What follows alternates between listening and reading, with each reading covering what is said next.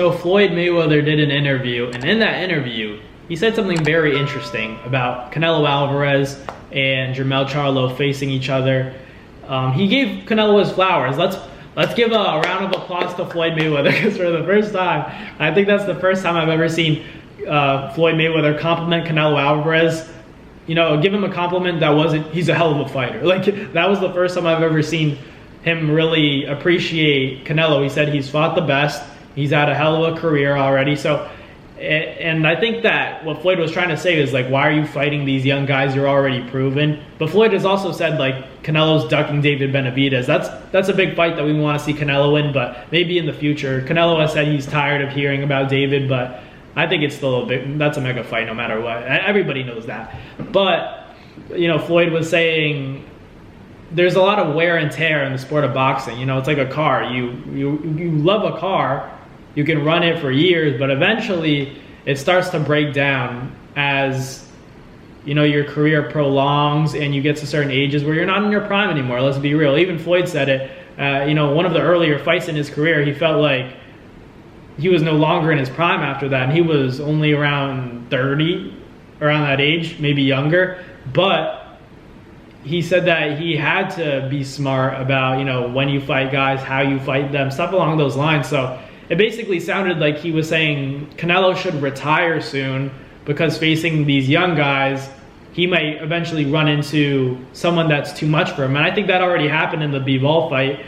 Stylistically, that was a bad matchup to begin with, but I still think Canelo could beat Bivol. He has he possesses the ability and everything it takes to beat Bivol, but, you know, can you operate and formulate that game plan and implement it? That's the question. Canelo wasn't able to do that, and Floyd is saying that at this point in Canelo's career, he has to be a little bit careful, especially when he's getting in the ring with, you know, the best and these guys that are hungry to take over the sport. I think it sounds like Floyd was indirectly trying to say, like, Canelo needs to think about retiring soon.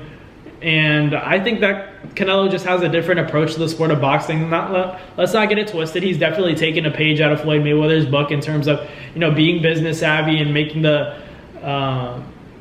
signing those contracts that are guaranteeing him, you know, millions of dollars. He's definitely doing that as he should, as he deserves. But at the same time, Floyd is also saying, like, you've made a lot of money, you've fought the best, maybe time to hang him up. That's what that's what it sounded like to me. And I think that Canelo just has different goals. He still wants to compete with the best. It's kind of like what Manny Pacquiao did, where he could have retired. He had all the money in the world, but he continued to fight because he wanted to challenge himself. You know, he wanted to fight Errol Spence, then ended up fighting Ugas. Like, who really does that at his age, you know, after reaching 40 years old? Like, no one in the sport of boxing really does that, except for a guy like B-Hop. But, like, I think that Canelo Alvarez still can make these big fights happen, and a lot of them are winnable fights for him. I think the David Benavidez fight, I still favor him in that fight against David. I just think it's a really dangerous fight for him. I think it's a really close fight too. But I think that Canelo Alvarez versus Charlo, I don't think Floyd was saying that Jermel's going to beat Canelo necessarily, but he also said, like, he has to be careful. You know, you have to be cautious when you're facing these young guys. And I think that, although I think that Canelo beats Jermel respectfully, because I'm a Charlo fan. I'm a fan of everybody in the sport of boxing, but I think he beats Jermel despite how good he is and how much improvement he's made throughout his last fights, especially the Castaño fight. That was the best I've ever seen him, you know, probably fight of the year for me. But I think that Canelo still possesses what it takes to beat a guy like Charlo relatively comfortably. I think it's going to be tougher than people think, but I still, I'm going to pick Canelo for that fight. I think it's a decision. No. That's the thing. I think that I've never seen Jermel take a shot from a guy, you know, who's been fluctuating at 68 and 75. And Canelo's big, even though he's shorter, the shorter guy. We know that the height doesn't necessarily matter. It's about, you know, the physique and how you carry that power throughout the weight divisions. And I think Canelo carries it well. So against a guy like Jermel, who's, you know, jumping up in weight, I think that I have to pick Canelo, and I think he has the potential to stop Jermel, but Jermel's so tough, so it's just a tough one.